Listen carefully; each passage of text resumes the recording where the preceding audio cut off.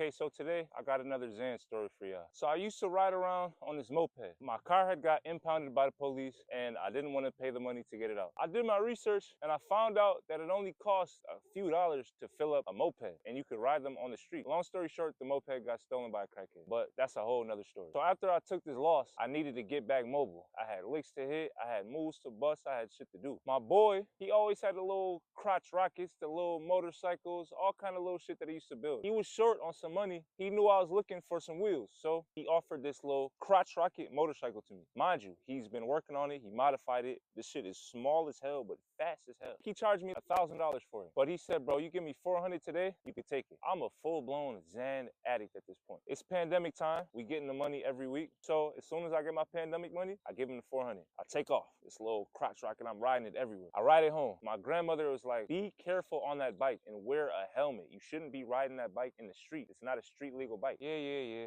whatever. So I'm riding this joint everywhere. I'm out here on this joint, busting my moves on it like it's a car. So at this point, I only had this bike for 2 days. This one particular day, the third day I have it, I ride out to the east side. I'm with Lil T all day. So we decide, all right, yo, I'm popping the Zans heavy at this time. So I decide, let's get some coke. Me, I'm only doing coke when I have Zans. So I already popped 2 Zans before I get the coke. So now I ride over, I go get a half an 8-ball, bring it back. I'm like, shit, I got the coke and I got some Zans. I always got Zans on me. So I popped 2 Zans that day and now we sniffing the coke. We chilling, vibing. I was always terrified of cocaine withdrawals. So as soon as we finished the coke, I popped 2 bars immediately. This girl that hit me up, she wanted 20 Zans. So I'm like, shit, all right, I got you. I already got them on me. I'm coming all the way. I don't know if y'all know Buffalo. Coming all the way from Cambridge on the east side to down by like Pearl, Swan Street down there. I take off. Mind you, the Zans are kicking in. I'm faded. The Zans, coke, and I'm off sub. So I ride all the way over there, hit my lick. My boy calls me, right? My boy Melly. I answer, FaceTime. Yo, what's good, bro? He like, yo, what's good? Shit, coolin'. About to take this ride home. He like, oh yeah,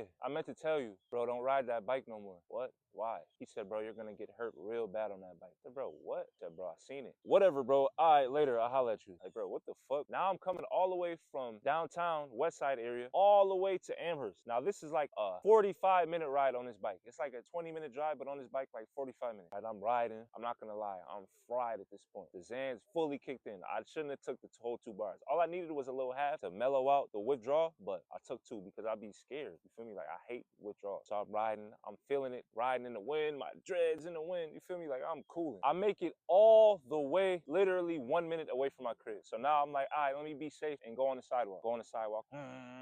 Next thing you know, I shoot up in the air, right? Next thing you know, the bike is not with me anymore. I'm in the air like this. I start coming down like this, literally like this. Fell on the top of my neck, like this, right? Like, and as soon as I fell on the top of my head, I just felt it. It was over with. I was out. I'm laying down on the street. I try to like stand up. I'm like, ah, shit, hold on. It's a dude there. So I asked the dude, yo, bro, help me up real quick, right? I'm just thinking about, I got drugs on me and I gotta get this bike. Bike is illegal. I'm not trying to go to jail. I have him help me up. I finally get up. I'm like, ugh. I look up and my sister's there. My sister's husband is there. The ambulance is already there and they're trying to put me into the stretcher. I immediately refuse medical attention. I don't need it. No, hell no. I'm good. I'm about to go home. So my sister was like, nah, look down at your leg. I look down. All you see is skeleton on my knee. Damn, So I take this ride. Long story short, I make it to the hospital. X-rays and blood tests. This is the hospital that my mother works at. My mother comes to see me. I didn't know that they already did a drug test and she seen it. I tested positive for everything. She's like, yo, what drugs are you taking? I'm not taking drugs. I'm not even high. I'm in there high as hell. The doctor comes in. You broke your neck. You're gonna need surgery. My neck is broke. They're like, yeah, we're gonna have to take you to the ICU. I said, ICU? They're like, yeah, this shit is like really bad. You got 2 like main veins right here. I don't know if it's like a jugular or aorta or one of them shits. And one of them completely was ruptured. And I was trying to go home and go to sleep. I'm in the ICU acting a damn fool. I had my 2 vapes. I was a heavy vapor. Strawberry ice and pineapple ice. I just bought it. My sister walks in, grabs them, throws them both out. I'm in a neck brace. So they're like, no.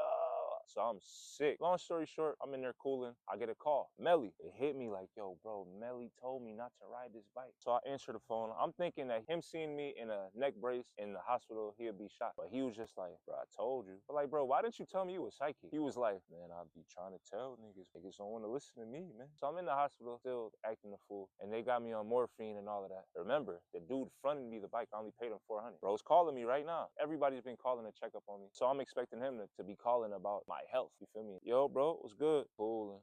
I heard about what happened. And I know this is a bad time and everything, but I ain't gonna lie, I need that bread, bro. And people only care about they fucking self. But I'm not gonna lie, people be going through shit too. I might have asked for that paper too. Bro, tomorrow I got you. I'm gonna send you that paper. So I end up sending them the paper. Now it's surgery time. Mind you, they're about to operate on my neck. I gotta sign shit saying that if I die, it's not their fault. I'm terrified. So now I go into the surgery room. White dude with gloves on. He putting them on. He looked like Kane. I'll never forget. He looking like he getting in that mold. They put me on the table. They put like a little mask on me.